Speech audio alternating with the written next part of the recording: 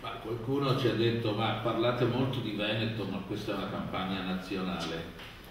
Ma non è un caso, non lo facciamo solo perché, come ricordava Rosanna, la nostra è una lista tutta veneta ed è un valore aggiunto, ma perché il Veneto è un pezzo decisivo del nostro paese, è una delle principali locomotive, e noi pensiamo che quello che il Veneto ha, può fare, può produrre, può migliorare, sia un esempio importante per uscire dalla crisi a livello nazionale.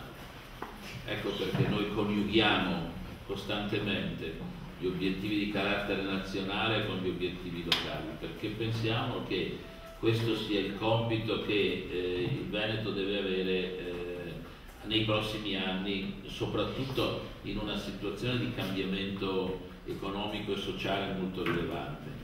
Noi dobbiamo unire le difficoltà alle opportunità.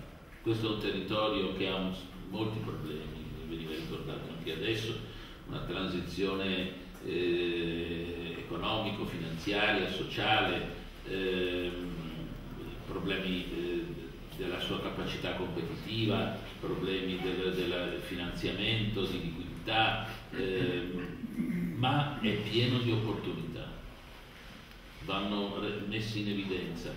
Il tasso di volontariato in Veneto è tra i più alti d'Italia, se non il più alto. Anche l'altra volta ricordavamo, il Veneto è la prima regione d'Italia per flussi turistici.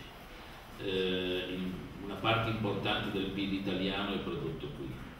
E allora le emergenze devono coniugarsi con le eccellenze. Il Veneto è una terra di eccellenze economiche, industriali, sono dei campioni mondiali della capacità di fare lavoro e di produrre. E in un modello sociale, negli incontri che cominciamo ad avere in questi giorni, anche con Laura e con altri, abbiamo notato come anche da parte dell'impresa c'è interesse che il modello sociale regga, perché fa parte di una valutazione dell'idea di competitività. Allora questo è lo schema di ragionamento con il quale noi vogliamo interpretare il Veneto che cambia e dargli anche una forza di rappresentanza centrale. E in questo senso io, tra i molti obiettivi, ne dico solo due. Uno che si collega direttamente alle cose che hanno detto i colleghi con il giro che facciamo nei comuni. Guardate, il patto di stabilità va cambiato. Questo è un obiettivo nazionale e locale al tempo stesso. Noi dobbiamo dire ai nostri sindaci, a tutti i sindaci, che noi ci batteremo per cambiare questo patto di stabilità che impedisce ai comuni di gestire, soprattutto quelli che hanno le risorse, che sono virtuosi, di gestire con oculatezza le emergenze per trasformarle se stessi in opportunità. E la seconda, il peso fiscale sul lavoro e sull'impresa, non in generale, sul lavoro e sull'impresa, va attenuato per consentire che si traduca in occupazione e in investimenti.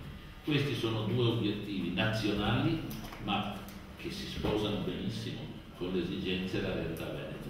Ecco, penso che noi dobbiamo nelle prossime settimane dare alla gente veneta l'idea esatta, anche per le ragioni politiche che ricordava Davide e Laura rispetto alle altre liste, dare la sensazione che col Partito Democratico tutto ciò può davvero trasformarsi in un obiettivo praticabile che darà una risposta anche di prospettiva all'intera popolazione, all'intero modello veneto.